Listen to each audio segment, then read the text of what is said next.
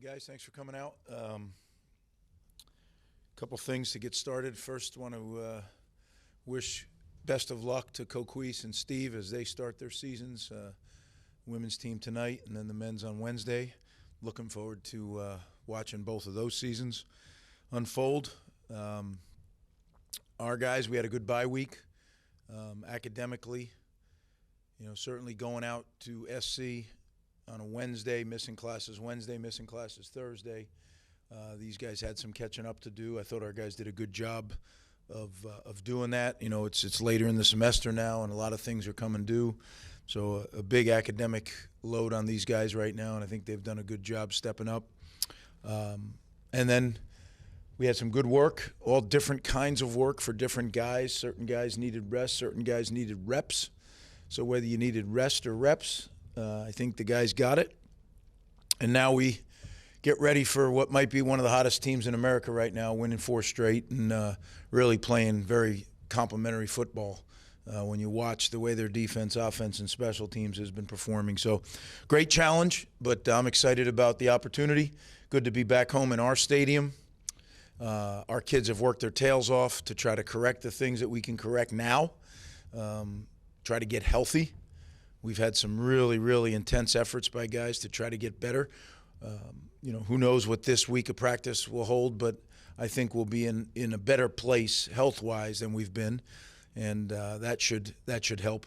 But like I said, they're really a talented football team. So when you look at their team, really, really good offensively. The Brosner, the quarterback, is certainly a good player, very, very efficient. He knows what he wants to do in their offense. The running back, Taylor, who I think is really one of the best running backs in our league. Very patient, reminds me of Kyle. Running similar type runs. He understands how to run them. He's patient, and then he is very explosive and tough. Jackson, the receiver, number 9, is a really, really talented wide receiver. So certainly have our hands full. Gigantic offensive line, 2 big tight ends. They really have a complete offense. Defensively, Coach Heatherman's doing a great job out there, as I knew he would.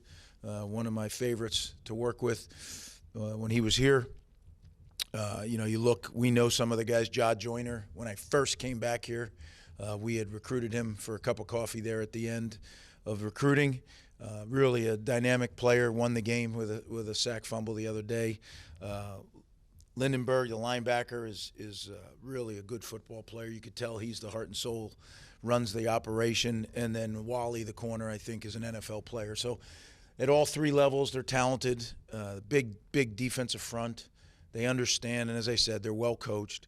And then special teams, they're really consistent. They know what they want to do.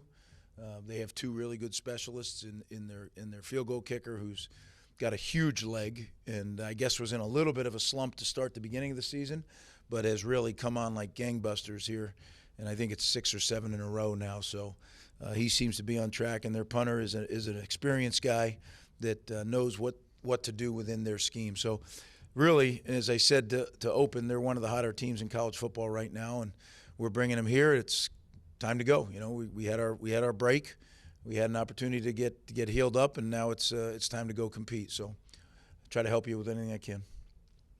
When you're going up against a defensive coordinator in Corey, who obviously is so familiar with your personnel, I guess how does that affect the game planning and adjustments that you have to make to stay one step ahead when he knows you guys well as he does? Yeah, I mean, Corey's an excellent coach, and knowing the personnel certainly helps him a little bit.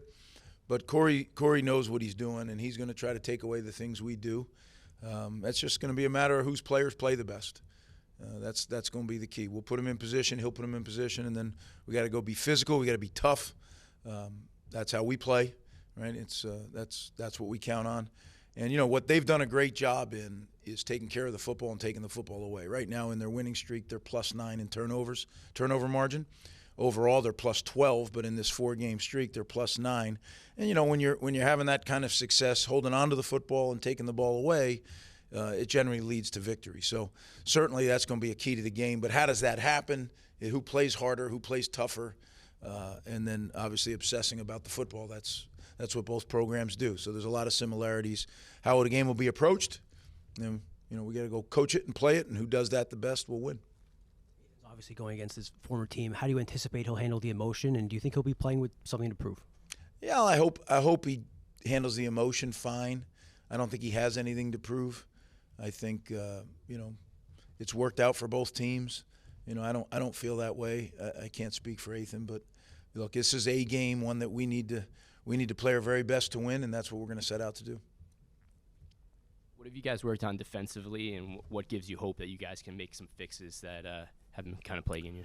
Well, I think, first of all, several of those guys that were playing really banged up are going to feel a little better. Are they going to be well? I told you that isn't going to happen for, till they have 6 or 8 weeks at the end of the year. But they're going to feel a little better. So that'll help.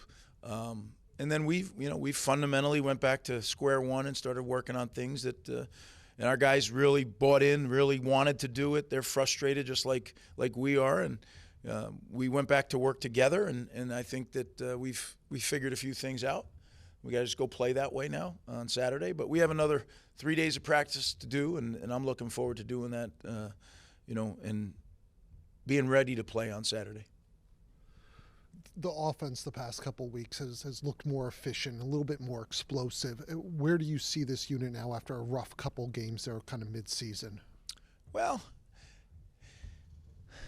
I think we're getting better every week. Even in the Nebraska game, we did some good things. We just didn't score points. And obviously you got to score points to be an effective offense. But I think we're getting better, and that's the key, right? The nose is pointed up. We just got to keep it there. Got to keep getting better every day. And where that stacks up against a really, really good Minnesota defense, that'll find out on Saturday. How important is it for this program to make a bowl game this season to show some progress after last year? Yeah, I'm not even worried about a bowl game. I know that's probably a fan's concern right now. Every ounce of my being is focused on today, game planning, Minnesota, and we'll take it day by day. I'm not going to get into those bigger picture questions because, quite honestly, all they do is steal from now, and now's pretty important. It's going to be how confident do you feel that this team can make a bowl game? Yeah, again, now you'd be stealing from now, right? Let's live in the here and now. Go ahead. That was very, very nice of you guys. You kind of looked like Kyle Monungai took a shot to the head at the end of USC.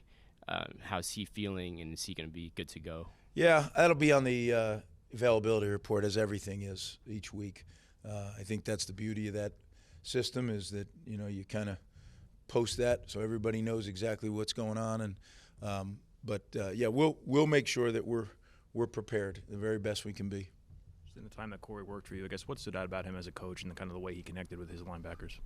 Well, Corey, right, to start with, is an incredibly detailed football coach, very passionate, so he connects with his players.